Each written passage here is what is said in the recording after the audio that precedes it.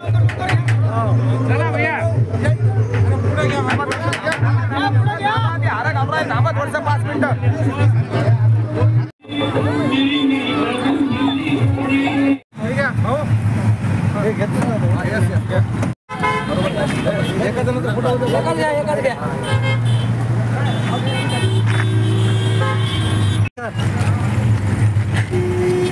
भारतीय संविधानाचा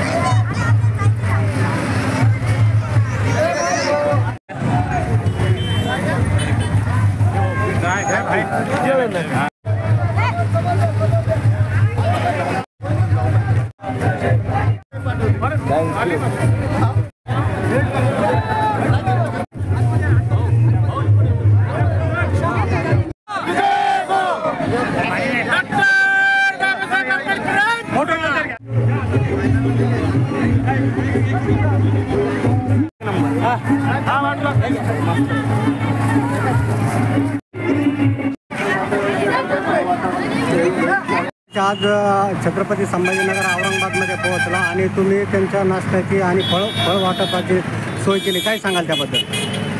परभणी ते मुंबई मंत्रालय या ठिकाणी एक आक्रोश मोर्चा, एक लॉंग मार्च मोर्चा विजय वाकोडे दादा, विजय चिरंजीव आशिष वाकोडे हे काढतायत. यामध्ये सहभागी झालेले माझे महाराष्ट्रातील तमाम भीमसैनिक असतील, अण्णाभाऊचे अनुयायी असतील, प्रत्येक समाजवर्ग असतील, हे मोठ्या आक्रोशाने पायी चालत मुंबईकडे रवाना होत आहे. ऊन तहान कसलीही त्यांना भासत नाही आहे. काल परवा माझ्या दादांचा गाडीने ॲक्सिडेंट झाला. रक्ताच्या शेवटच्या थेंबापर्यंत हा लॉंग मार्च मोर्चा मुंबईपर्यंत जाणार असं ठमकावून माझ्या सैनिकांना सांगणारा हा वाकोडे दादा हा भीम सैनिक आहे. का आम्हाला हे लॉंग मार्च करावं लागत आहे? उच्च न्यायालयाने सांगितलेलं आहे की संतोष दादांची हत्या ही मारण्यामुळे झालेली आहे, त्याच्या मणक्याला मार लागल्यामुळे झालेली आहे. मग का हे भारत सरकार, हे महाराष्ट्र सरकार त्यांना न्याय देत नाही? देवेंद्र फडणवीस साहेबांना माझा प्रश्न आहे, तुम्हाला माझ्या समाज चालणारा, उन्हामध्ये चालणारा समाज दिसत नाही का? माझ्या जालन्यातील एक म्हातारपणी एक वयस्कर आई चक्कर येऊन पडल्या, त्यांच्या मनाच्या यातना तुम्ही का दिसत नाही?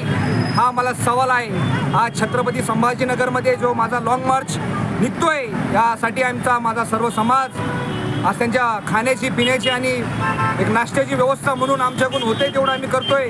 ही तळमळ बाबासाहेबांची आहे, ही तळमळ संविधानाची आहे, हे संविधानिक वाक्य आमचं आहे की आमच्या दादांना न्याय द्या, हीच मी आपल्याद्वारे मागणी करतोय. मराठा आरक्षणाचे आंदोलनाचे नेते मनोज जरांगे पाटील यांनी मोर्चा काढला होता. सरकार त्याला म्हणजे त्यांच्या मागण्या मान्य करण्यासाठी सामोरे गेले, परंतु या लॉंग मार्चला कोणताही प्रतिनिधी किंवा सरकारचा मंत्री वगैरे कोणी येत नाही. मराठा समाज हा उच्च न्यायभिऊ समाज आहे. आमचा समाज हा दीन दलित दुबळ्यासाठी काम करणारा आहे. बाबासाहेबांना सर्व समाजासाठी काम केलेले आहे. मराठा समाजाकडेच का त्यांचं लक्ष होतंय किंवा त्यांच्याकडेच का लक्षवेधी करतोय? आमचा समाज परभणीहून ते मुंबईपर्यंत लॉंग मार्च निघतोय. पायदळी चालतायत लोक, त्यांना लागलेलं ऊन तुम्हाला भासत नाही का? हे तुम्हाला दिसत नाही का? हा मला प्रश्न आहे. पुढची भूमिका काय राहणार आहे तुमची? जो माझा समाज निर्णय घेईल या लॉंग मार्चमध्ये, त्या समाजासाठी आणि त्या विषयावरती आम्ही ठाम आहेत. आम्ही माझ्या समाजासोबत सदैव आहे, हेच माझं अपील आहे. लॉंग मार्चमध्ये सहभागी झालेल्या भीमसैनिकांसाठी तुम्ही फळ वाटप केलंय, किती किलोचं हे फळ वाटप आहे? आणि या लॉंग मार्चमध्ये मातंग समाज असेल, चर्मकार समाज असेल, बौद्ध समाज असेल, हा प्रत्येक ताकदीनं सुटलेला गेलेला आहे. कारण ती जी हत्या निर्घृणपणे केलेली आहे, त्या हत्याला आमचा विरोध आहे. यामध्ये आमचा जीव ही प्राणाला लागला. त्या लॉंग मार्चमध्ये चालण्याला प्रत्येक आया बहिणी, आमचे भाव, यांच्यासाठी आम्ही आमचा जीव पणाला लावू, पण त्यांची सोय आम्ही करू, हेच आपल्यासाठी सांगणं आहे. तुमचं नाव? माझं संपूर्ण नाव सुशील ज्ञानदेव तुपे आहे. मी राहणार छत्रपती संभाजीनगर या ठिकाणचं आहे. थँक्यू.